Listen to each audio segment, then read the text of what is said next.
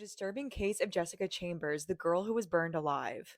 On December 6, 2014, a first responder showed up to the site of a car fire and saw something that would scar him for life. A few feet away from the car was a body engulfed in flames walking towards him with their arms stretched out. He said it was like something from a horror movie. This was Jessica Chambers, a 19-year-old cheerleader. She'd suffered severe burns to over 90% of her body, and somehow she was still alive. The EMT was asking her who did this, and they said that it sounded like she was saying something like Derek or Eric. But the damage around her mouth was so bad and her body was so burned that she couldn't move to form words. A flammable liquid had been poured down her throat and up her nose. What's good, family? Welcome back to the channel. Today we're going to be looking at some more disturbing and mind-blowing true crime TikToks. So you're going to want to stay locked in, because you ain't going to believe this. On January 24, 2023, Patrick Clancy went out to pick up some dinner for the family. When he returned, the home was silent. He looked in the backyard to see if the children were playing outside. Instead, he found his bloodied wife, 32-year-old Lindsay Clancy, laying on the floor. He ran to check on the children. What he discovered next would devastate him. Ever since 7-month-old Callan was born, Lindsay had been suffering from postpartum depression and anxiety.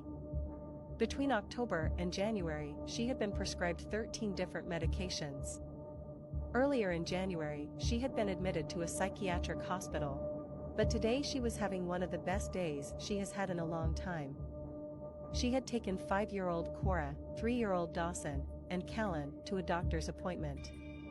Later, they went outside and built a snowman. That's when she asked Patrick to go get some dinner for the family. And then she began to hear it.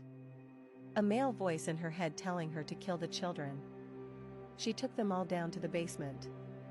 And one by one she strangled them with exercise bands, slowly asphyxiating them. Then she went upstairs to her bedroom and jumped out of the window. That's when Patrick found her. He called 911 as he asked Lindsay where the kids were. In the basement, she said. He then rushed down to the basement where he found his children. The bands were still tied around their necks. Damn. The 911 operator later reported that Patrick began screaming in shock and that his cries became louder and more agonized as the call progressed. Damn. Cora and Dawson were pronounced dead at the scene. Callan died days later at the hospital. Lindsay is awaiting trial for the murder of her children. She is paralyzed from the waist down after her botched attempt to take her own life. Damn. Her husband has said he has forgiven her. He is asking the community to forgive her as well.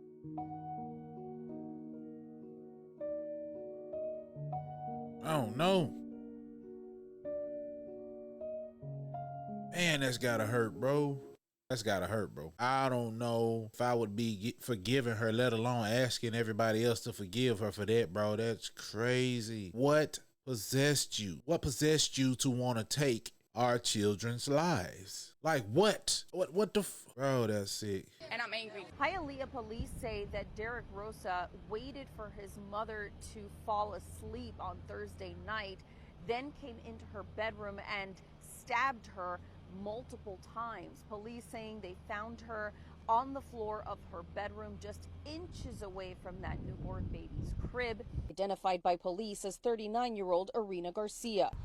The police report states the victim had several stab wounds and that the teen sent pictures of the crime to a friend on social media.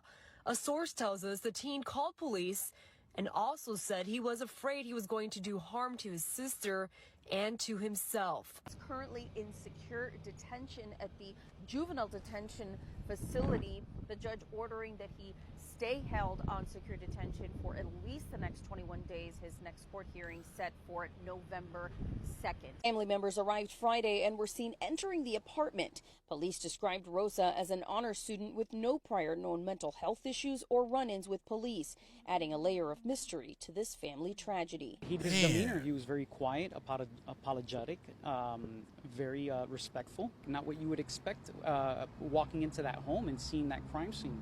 He did not provide any information as to why he did what he did. Man, that is wild, bro. Like, we live in a world with a generation of kids that you gotta be scared of. Now, I'm not saying that there aren't, when I was a kid, there weren't kids actually out there killing their parents or unaliving their parents. It really was, but not as many as it is now, because it's like the kids are like turning enemies with their parents now. It's extreme now. Breaking news. A week ago, police in Nash, Texas, just outside of Texarkana, went to the house where Alald lived with his parents and siblings. They'd received a call from a co-worker of Caesar's mother, who said that he was in the house with a gun and claimed that he killed his family because he thought they were going to eat him. There was a standoff. Alald eventually surrendered. Police found his mother, Ada Garcia Mendoza, his father, Ruben, and his siblings, Lisbeth, who was an adult, and Oliver, who was just 5 years old. They were all dead. Their bodies were found in a bathroom. All had been shot in other locations in the house and dragged into the bathroom, according to an arrest affidavit. A judge set Caesar's bail at $10 million. He could face the possibility of the death penalty if convicted. His older sister has set up a GoFundMe to pay for funeral expenses. Man, that's sad, bro. That's sad. That is probably a product of too much television. Way too much television, too much video, too many video games, like, and not enough reading books. God, man. Is this what you're talking about, cleaning up the carpet? I mean, there's everywhere.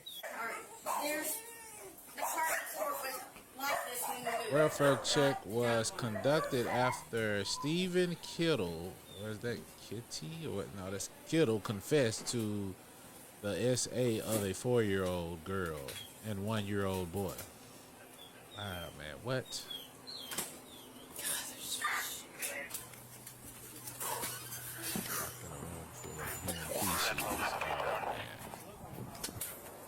That's sad, bro. He's throwing up. Been driven by a black male who divulged of a disturbance, has an expired paper tag on it. Handprints of all over the entire room. Your feet just stick to all the shit in there. That's the nastiest house I've ever been in. She's So like, was the "We're trying to babies clean up." okay You or go in what? this room, and it looks like you just put shit all over your hands and like all over the place. Can you go ahead? Go ahead and put your hands on your back for me. Bro, it was him? All right, right now, you are under arrest for child sexual assault. Okay, we're not going to talk about it while we're here. We'll talk about it back at the police department, okay? Ooh, boy. And the fact that they handled him with so much care, oh, man, boils my blood. Or like Peter Griffin say, grinds my gears. In the disturbing case of Jessica Chambers, the girl who was burned alive.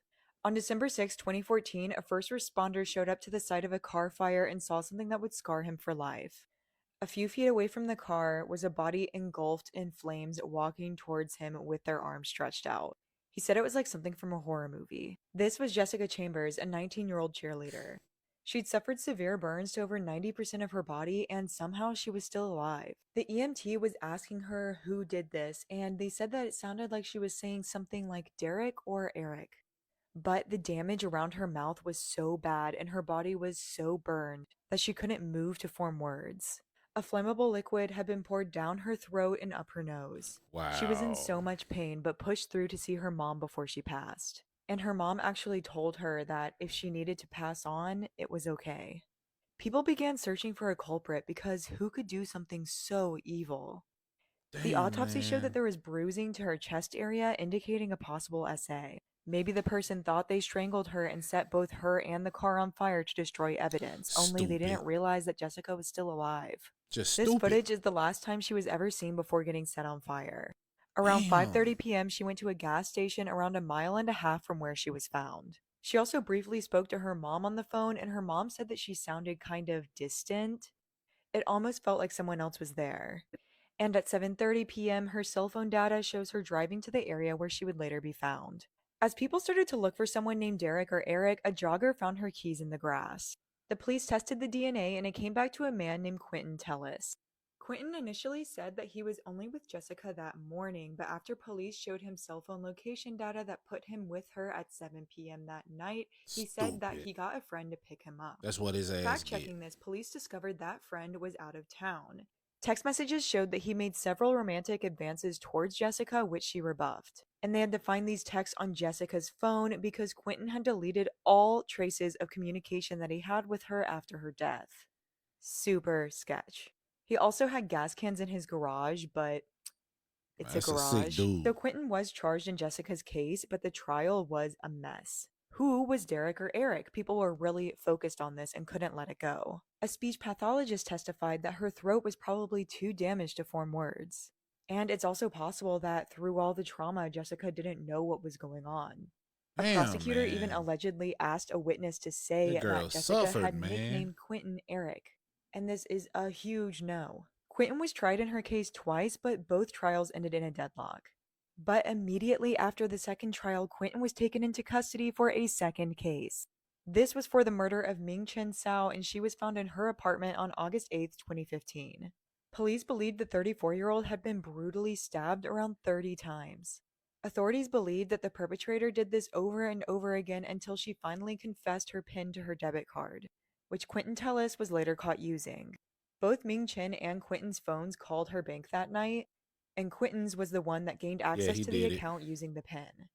Quentin did admit to using her debit card fraudulently, but he said that it was given to him by a group of men. And infuriatingly, the murder charges in Ming Chen's case were dropped, and Quentin was only charged with using her debit card, and he was sentenced to 10 years in prison, which he's currently serving. But being connected to two different women who died in extremely graphic ways. That is a very strange coincidence. It is. He was sentenced to 10 years, and I believe he'll be released in 2026. As of right now, there's no solid answers in Jessica's case and no justice. But if prosecutors want to put together a clean trial with clear evidence, they will have the chance to do this once Quentin's released for serving for credit card fraud. Let me know your thoughts on this case and follow my account if you like true crime. So they didn't try to question him about the dudes that he got the card from? Like, it just sound like to me the police wasn't trying to do their job. Cause that was like an open and closed case. It should have been. Shh. Man, R.I.P. to those ladies though, bro. God.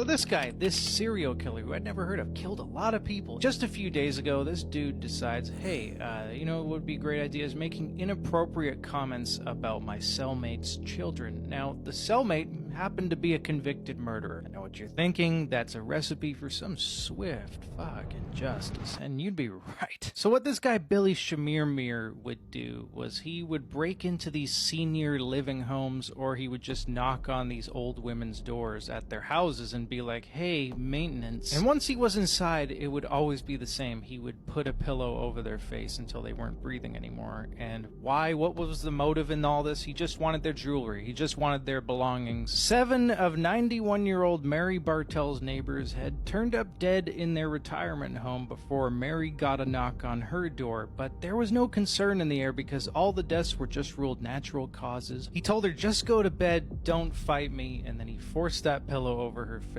But this time things went a little different. He left thinking he finished what he came to do, but Mary woke up and told the cops what happened, which prompted the police to start looking at these deaths. Now, as they're investigating this and they start to see a pattern, things going missing from the building, all that, they also find that a vehicle has been flagged across multiple senior living homes as being a suspicious vehicle. They look at the license plate on that vehicle and it leads them to Shamir Mir's apartment, where they find Shamir Mir literally with jewelry in his hands in the parking lot of his building, having just disposed of a jewelry box of another 81-year-old woman who, when they go to her house, find her deceased with a lipstick-stained pillow by her side. Now, he had done this to 22 women over a 2-year period, and what also probably made it easier for this guy is he was actually a former at-home care aide. So anyway, Shamir Mir just earlier this week makes those inappropriate comments about his cellmate's children. Well, that of course turned out to be a fatal mistake, and Shamir Mir was dragged out into the hallway and had a beating and a pen stabbing laid on him for the tiny window of 15 to 20 minutes before anybody working there did anything. Well, once again, sound like justice to me. So this is a story coming out of Lake City, Florida, and this happened August 24th, 2023, and this is 12-year-old Mariah Smith. Now, her funeral photos and videos and a procession after the funeral has been all around TikTok, and that is how I found out about this story, so you may be familiar with it already. If you are or if you aren't, I'm going to tell you the story, so here we go. Around 9:06 p.m., police responded to a house on Northwest Long Street after reports of a shooting. It was determined that a bullet entered the home of Mariah Smith, killing the child as she sat on the couch. Officers arrested 14-year-old Jatarius Fluellen and charged him with 2 counts of attempted murder and murder. Lake City Police state more arrests are expected at this time. In October, I have not heard. Yeah, he looked a little throwed the hell off. Shouldn't have had a gun in the first damn place. Of anybody else getting arrested, but if I do, I will update you on the case. It has not been mentioned if someone else in the home was a target or not. Mariah was described as a child who always smiled and loved dancing. May she rest in peace. Why the hell? Why they got King Von in there? You know what? Never mind. That's sad though, man. You know, you sitting at home on your couch, minding your business, then boom, you gone. And that's why I strived, man, to get my kids out of the bad neighborhoods, man, because I never wanted that to happen to them or me. So yeah, man, that's just, yeah. A teenage girl missing for over a year found hiding in a closet. U.S. Marshals rescued the 14-year-old from a house in Port Huron and discovered she was also pregnant. Andres Gutierrez joins us live from the federal courthouse with the story. Andres. Shayna, on Tuesday, Michigan State Police referred the missing persons case to the U.S. Marshals, who jumped on it. Within a few hours, they were on their way to Port Huron to a house there. They would not allow us to come in the home to speak with them, to speak with anybody else that was inside the home, which threw up some flags for us. Deputy U.S. Marshal Robert Watson was one of the investigators at the Port Huron house Tuesday looking for a 14-year-old girl who was reported missing in September 2021.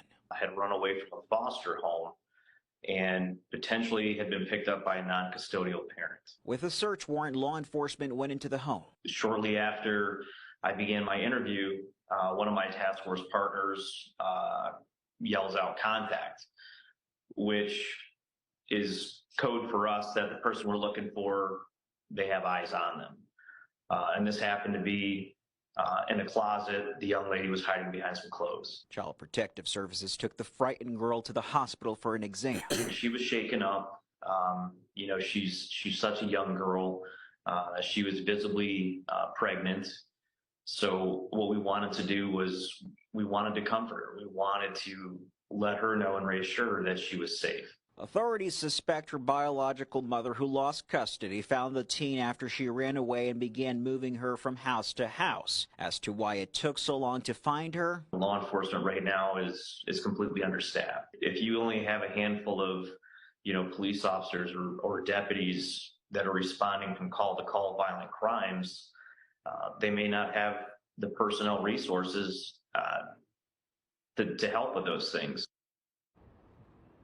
Now, the biological father has been reunited with his daughter. As far as the biological mom, she may face parental kidnapping charges in this case. Reporting live in Detroit, I'm Andres Gutierrez, CBS News, Detroit. So, Andres, you mentioned in your story that when they went to get her, everyone at the house was not really cooperative. They didn't want to let the investigators in. So what happened with that situation? Yeah, so there were 4 people in that house. All of them ended up lying to law enforcement. Eventually, when they found the girl, they pretended that everything was fine.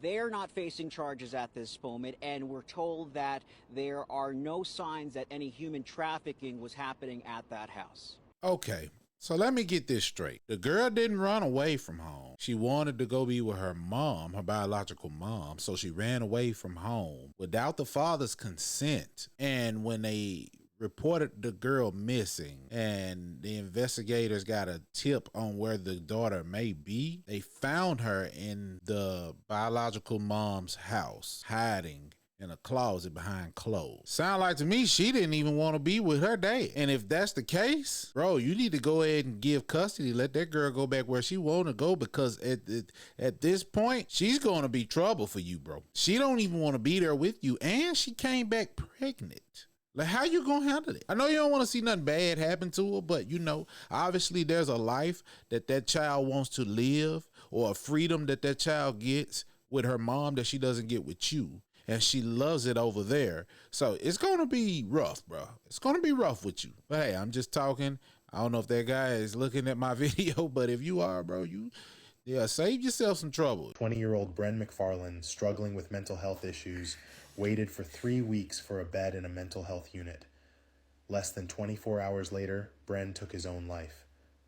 CCTV footage showed nurses engaged in unrelated activities like vaping, using their phones, and even doing each other's hair during his final moments.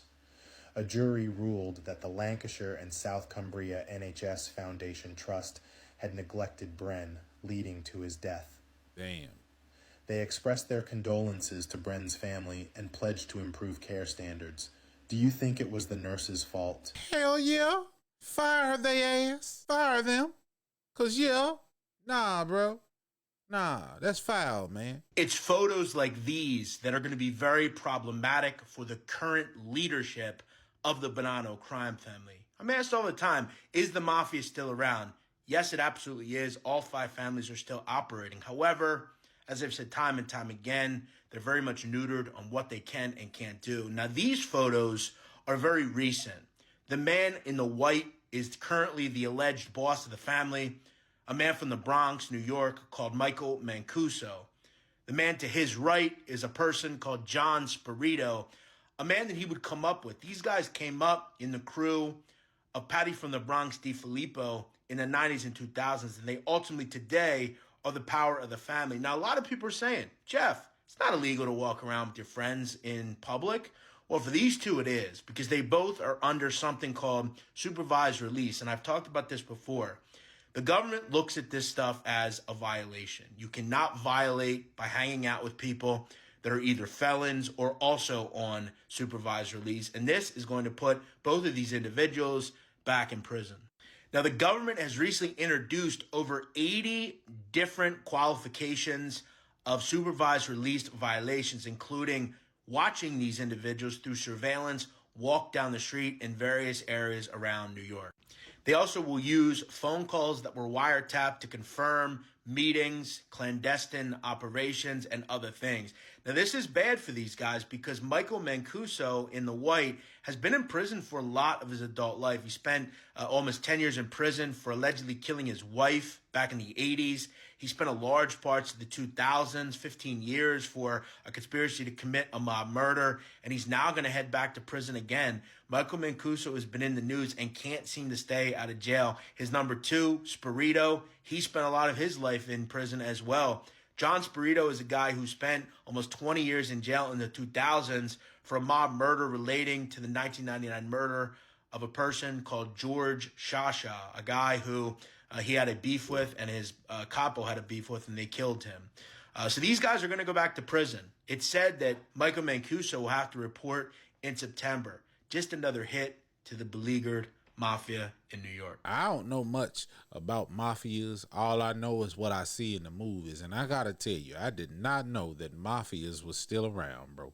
But they are, and they still strong. I don't want to cross their paths. I don't want no smoke. Y'all all right with me? Well, how do you steal from an ATM? Okay, so back in the day, you go to an ATM, right? You had that little lever that you lifted up to grab your money. So you go there, construction glue, hit it. Do it Friday after the bank closes, right? Leave it there all weekend. Do a few of them around bars and clubs. So people's going there trying to get their shit, can't get in. They call the banks closed, so they ain't gonna do shit till Monday. Come back Monday morning, 2, 3 in the morning, big ass screwdriver, pop them open. Take all the cash. Because people have been putting their card in and it spits out the money, but it doesn't come out of the lid. Yep, it's just stacking up. So at the end of the weekend, it's full. 10, 15 racks easy. You can't do that anymore. No, now it's all open face and they just spit the money out. He just gave all the game, but you can't do it now because they done like upgraded the security on them things. Like,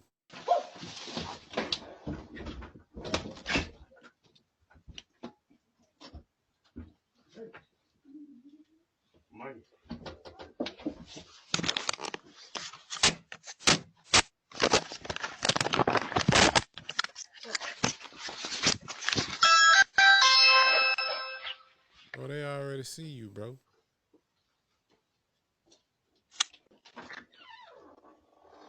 What the hell?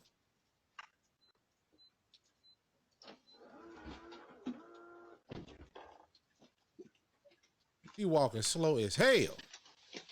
Oh, okay. This is the whole video. Boy, that was me and my wife. Oh, he would have had so many holes in him.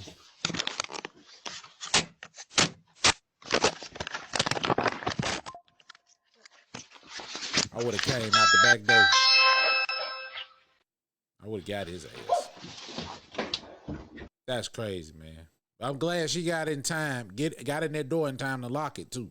Cause sheesh, you know, tell her how that would have turned out. Maddie was likely the killer's first victim, Steve explained, citing the coroner's report. When the assailant turned on Kaylee, she was stuck between the body of her friend and the wall, Christie added.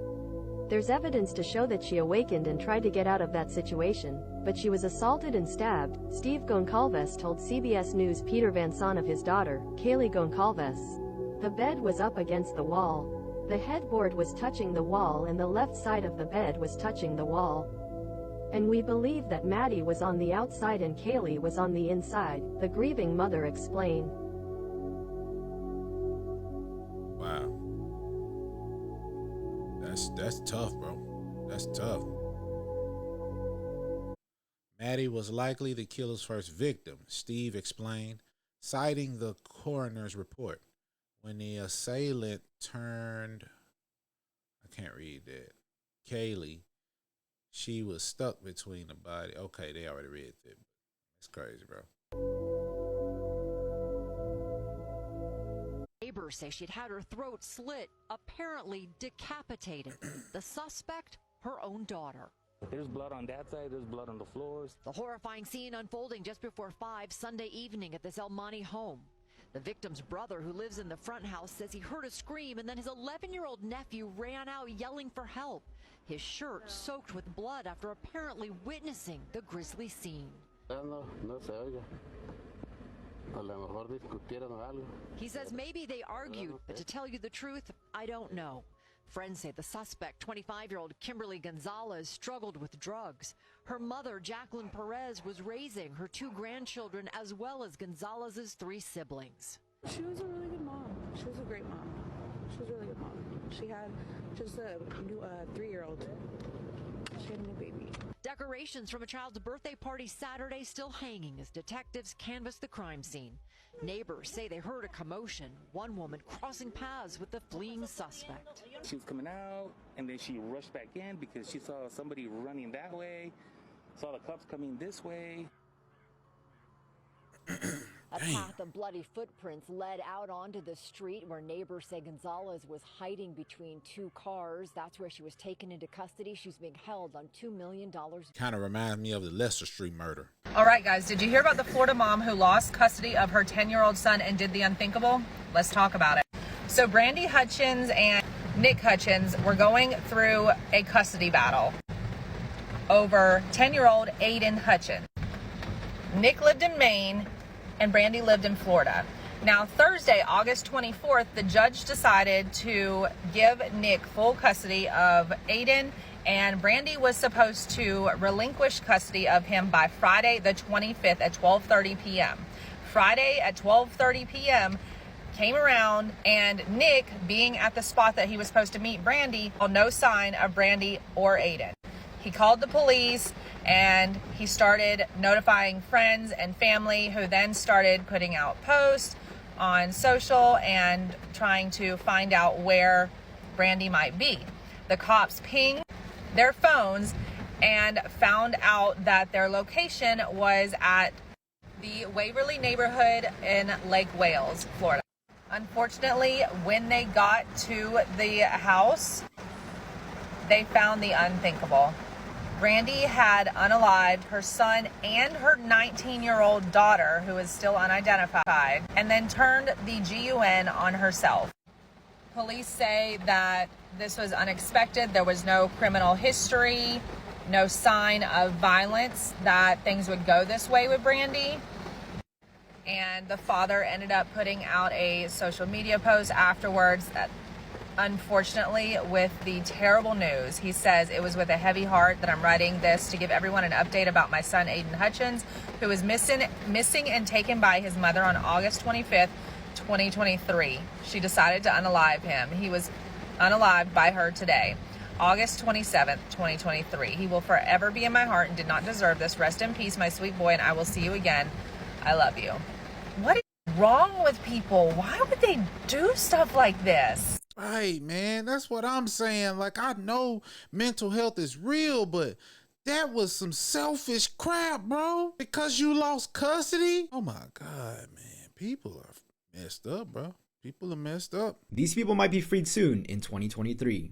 Number 1, we have Rachel Shoaf. In 2012, a 16-year-old Rachel, along with her friend Sheila Eddy, decided they no longer wanted to be friends with another girl named Skyler Neese. However, instead of just communicating and talking to Skyler about their thoughts, they decided to lure her out of her house in the early hours of July 6, 2012. Skyler thought nothing of it and believed that she was simply hanging out with two of her best friends. The two took her to some woods 30 miles away where they would stab her to death. What's more disturbing is that Rachel and Sheila even talked to Skyler's parents and helped them during the search days after the killing. It would be 6 months later when Rachel finally confessed to the horrible deed they had committed. Her parole hearing has been delayed to May 9, 2023, and currently there are 31,000 people who signed a petition on change.org to deny her parole. You said yourself, Your Honor, this is first-degree murder.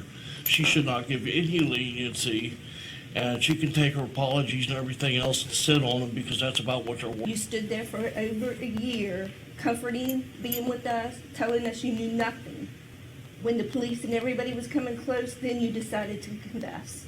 Number 2, we have Paul Denyer, dubbed the Frankston serial killer. I say that. You know, it's wild because like those type of kids do those type of crimes, and they like when they're doing it, they're having fun doing it until everything hits the fan, bro.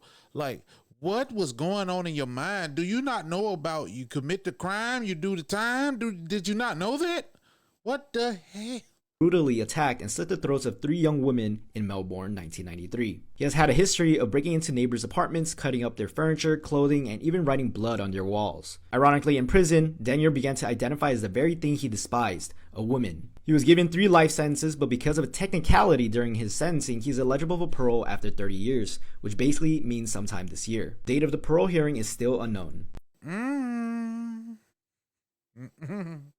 This couple's open relationship led to this woman's murder. Connor and Betty Bowman was really falling for this woman. She confronted him and suggested that they get a divorce. Connor also worked as a poison control specialist, so he would know how to successfully poison Betty. Investigators also found really weird searches on his laptop, such as the words poison and lethal doses. And get this, 10 days before Betty's death, her friend tried a smoothie Connor had made her and said that it tasted really bad. She even joked that Connor may be trying to poison her. A friend of the couple even said that 3 days after Betty's death, Connor already had his new girlfriend in the house. Suspicions also arose when Connor pushed the medical examiner to skip an autopsy so Betty could be cremated immediately. Luckily, investigators did an autopsy anyway, and not long after, Connor was charged with second-degree murder of his wife. Yeah, no, their open relationship did not lead to her death.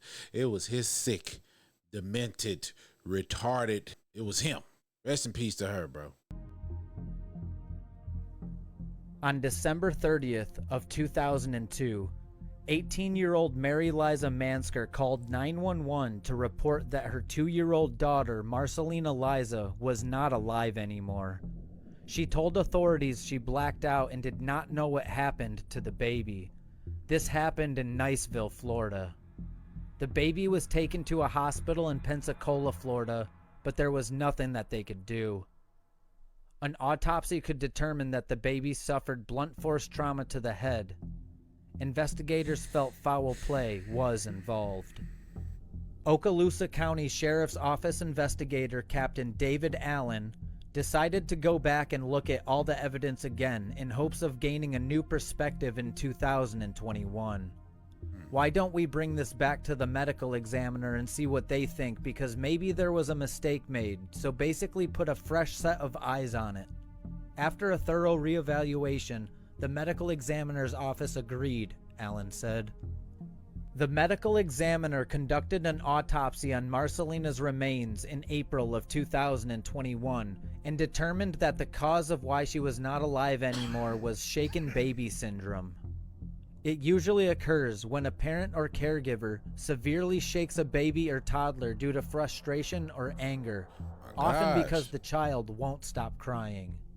The shaking causes the child's brain to move back and forth inside the skull, and usually results in bruising, swelling, and bleeding of the brain. Okaloosa County Sheriff's Office detectives interviewed family and friends of Mary Liza Manser. They said that Manser had a terrible temper and no previous history of experiencing blackouts. Manser, who moved to California following what happened to her daughter, was arrested by deputies with the Yuba County Sheriff's Department. Online records show that she is currently being held without bail in the Yuba County Jail under the name Mary Jean Liza. She was indicted for the crime on January 3rd of 2023, and her next court appearance is scheduled for February of the same year. Detective Allen said, "Based on the evidence we had and new interviews, we were able to submit an arrest warrant for the mother." I mean, this happened in 2002, almost 20 years ago. She was probably very surprised when we showed up to pick her up. Damn. Sheriff Eric Aiden said that the OCSO investigators are passionate about putting... Okay, so it took them 20 years to go and arrest her. Am I missing something, man? People do not deserve babies. They do not deserve. It's crazy because the ones that don't deserve the babies are the ones that just pop them out left and right. Oh man, it's sick, bro. It is sick out here. But hey, if you like what you saw, make sure you like, comment, subscribe if you haven't already. Head over to the Discord. It's free. Send me videos you want to see me react to. But until next time, folks.